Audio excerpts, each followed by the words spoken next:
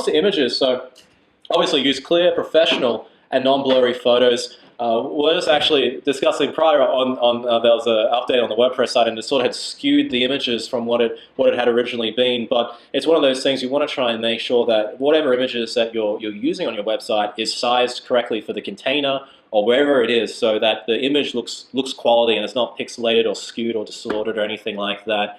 Ensuring, and this is a really important part of images that I saw a lot of people miss on websites, is providing and writing quality out descriptions or out text along with your images and captions. So what out text is, and if you're running a WordPress site, when you go and upload an image, you'll see there it'll have your name, a title, and then it'll have a box for out text. So what out text is if someone is accessing a website and they're visually impaired, and they're using a screen reading software, for example, JAWS is probably one of the most common in the world. What that will do is it will audio dictate whatever that user's mouse is pointing at. So if they're visually impaired and they can't actually fully make out what's happening on your image, they'll point it at their mouse, and the visual impairment software will then dictate the image's alternative text. Yeah, and that's why it's important to set alternative text that is descriptive, that's relevant to the image. And the good practice is, I think, well, if someone was verbally reading back this description to me about this image, would or wouldn't it make sense?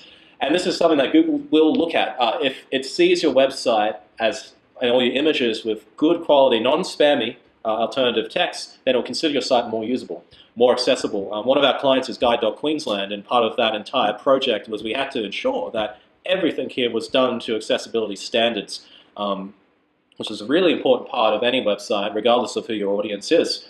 And also another one as well, particularly when it comes to blogging, is ensuring that that your images maintain or have a caption, a descriptive caption that provides more value or helps describe what's going on with your image. You can set that on the WordPress media uploader. You've got your out text in one box and your caption just immediately below it. And it is, again, one of those things that Google will look at. It sees you've set captions for your image. It will say, okay, well, this webmaster is trying to provide a more usable and accessible web experience. Then it will help to look more kindly of it when it comes to indexing your site. And finally, just the caveat with that rule is for like a marketing page where it wouldn't make sense to have a caption on with your image, Google will then look at the text around your image. That's why it's important that your images that you apply on your website are contextually relevant to the content that's around it. Like if you had a website page on cats, it wouldn't make sense. It wouldn't make sense to have an image of a bus. Common sense, right? But obviously, it can get a lot more precise as you work through and have the specific nuances of your business and your industry as well. But always something to keep in mind. Finally, I mentioned about including an image sitemap. I'll give a quick rundown about sitemaps towards the end because it's a little technical. But obviously, the don'ts on the flip side is filling your image, the actual file names of your image with spammy names, or just calling it like straight out of the camera, like image1234.jpg. Again, Google, in its attempt, although it can't read what's on the image, it'll look at the out text, it'll look at the file name, and it'll look at the content that surrounds the image for it to figure out what the image is actually about. So make sure that you give descriptive and relevant names to your image files. If you've got important items such as your navigation links, or even buy or purchase buttons where the button is just an image and it's not actually physically written text, it's a best practice to have that as physically written text because it's a lot easier for Google to index and figure out physically written text as opposed to images, simply because the point it can't actually see or it can't understand what is on the image aside from looking at those pieces that I've already mentioned there. Also, another one is not specifying the width and height dimensions. Fortunately, working with WordPress, when you upload an image and insert it into a page, it will automatically add in the width and height value in the image code.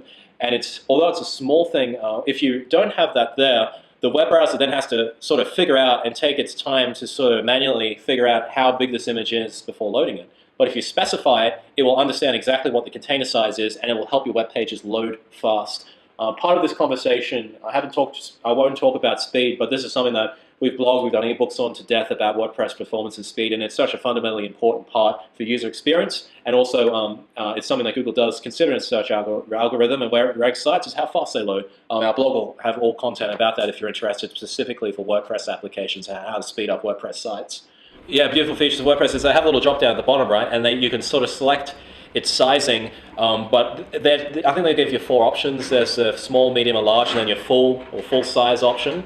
But the best way to approach it is when you look at the container that your images is going to sit inside, then make sure that the image is sized to exactly the size of that container. So that way, you're not loading an image that is large and then larger in file size, which would then slow the page down when it only needs to sit in an image container that's half the size of the actual physical size of the image. It's one of the things I'll just clarify that there's two ways when we mention size. There's the actual screen size or the height and width size, and then there's the size of the file size. But WordPress will, when you upload an image, it will give you those options to then that's sort of that small, medium, and large, which will do like 300 by 300. You know what I mean? It won't actually perfectly fit the container in terms of its actual height and width size. So I'll give you an example. Let's say we've got a 1600 pixel, like something the size of this entire screen, yeah, like a 2000 pixel plus width and height image.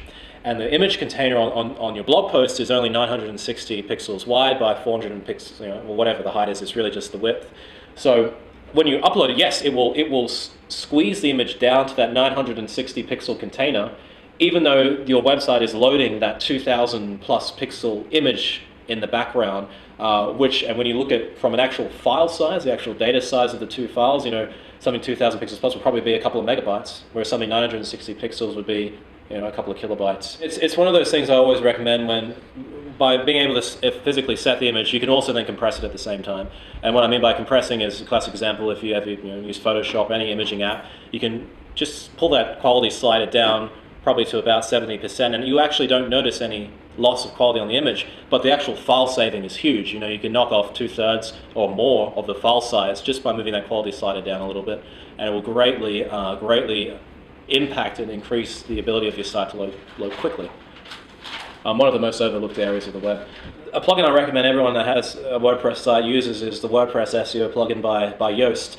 And what that will do for you is it will create an XML sitemap, and basically what that means, it will list out all of your pages, all of your posts, and also if you switch it on the plugin, which you definitely should, it will also index every single image in your website.